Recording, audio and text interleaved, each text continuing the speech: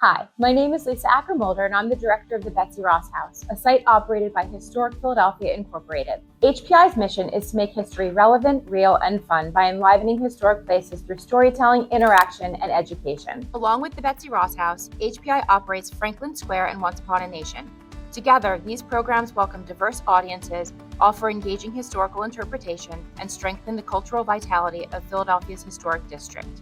Franklin Square, one of William Penn's original public squares, is a lively urban park that blends history and recreation.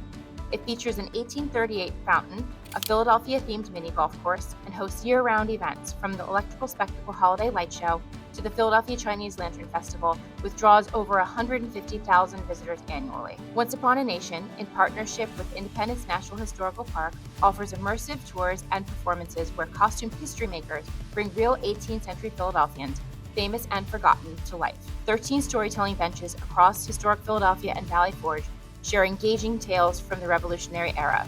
The Betsey Ross House focuses on ordinary women's lives during the American Revolution.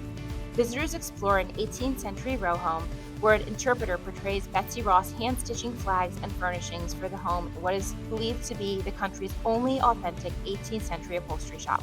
The courtyard hosts a full slate of community programs from naturalization ceremonies to holiday celebrations. The Betsey Ross House launched its first historic chocolate making demonstration in 2011 with a historical interpreter portraying Philadelphia chocolate maker Benjamin Jackson.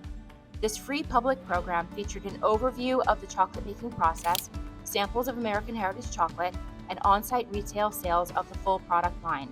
The program proved overwhelmingly popular, successfully combining educational impact with audience growth and strong retail performance.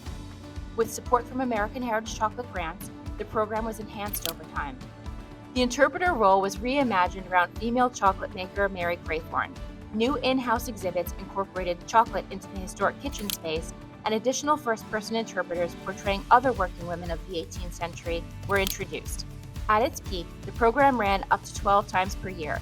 On the best days, attendance increased by 32%, and American Heritage chocolate accounted for 20% of total retail sales. As educational priorities evolved, the pandemic altered public programming through capacity limits, masking, and the temporary elimination of sampling. Staffing challenges and a new retail vendor's inability to support on-site chocolate sales at the demonstration site further constrained the experience. Although the scaled-back program remained popular with visitors, it no longer delivered the same substantial gains in attendance and revenue.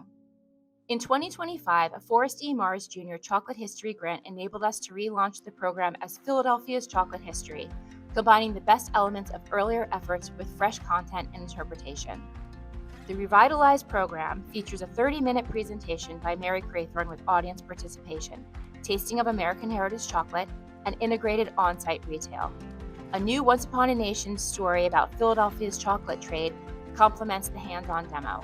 Combined with a tour of the Betsey Ross House, including previously funded Mars chocolate exhibits in the kitchen, the full experience now takes the average guest about 1 hour to complete. Mary now discusses not only her craft, but also the wider world, chocolate's medicinal uses, its connection to enslaved labor, and the challenges of doing business during wartime, offering visitors a more nuanced understanding of the economic and social context in which chocolate was produced and consumed.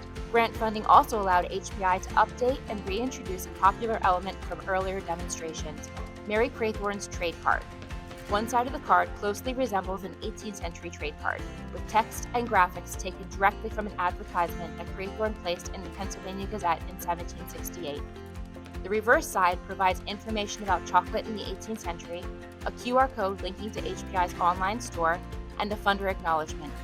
This trade card functions both as a free takeaway for visitors and as a targeted marketing piece that drives continued engagement and retail activity after the visit. The new program debuted July 2nd during Philadelphia Historic District's Red, White, and Blue To-Do. Representatives from Mars joined the event, and staff distributed several hundred samples of an iced chocolate beverage, because who wants to drink hot chocolate in July? Since its debut, about 1,300 people have attended 4 public chocolate-making events.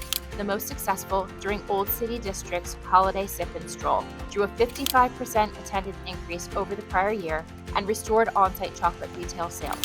American Heritage Chocolate again accounted for 20% of total gift shop sales that day. Group feedback for the longer version of the program has also been excellent. A private program for 34 seniors from a local senior center was extremely well received, and as of this report, 4 additional private bookings, 2 school field trips, and 2 adult groups are scheduled, representing an additional 160 participants. This summer, the new Once Upon a Nation chocolate story will join the story rotation at the Betsey Ross House and Franklin Court storytelling benches. These benches collectively reached an estimated 20,000 visitors during the 2025 summer season. Looking ahead, attendance is expected to rise further in 2026 as Philadelphia commemorates the nation's semi-quincentennial and hosts major events such as the MLB All-Star Game and FIFA World Cup matches. The chocolate history story and demonstration will position HPI to engage these increased audiences with high-quality, mission-aligned programming. The Forrest E. Jr. Chocolate History Grant has transformed a popular legacy program into a richer, more sustainable experience that connects women's work, global trade, and community history through the story of chocolate. Early results already show measurable gains in attendance, retail sales, and group bookings, while the new chocolate history story extends the program's reach to thousands more visitors through the Once Upon a Nation storytelling benches. As Philadelphia prepares for the semi-quincentennial and other major events in 2026, this investment ensures that chocolate history remains a vibrant and compelling gateway into the broader story of the American Revolution.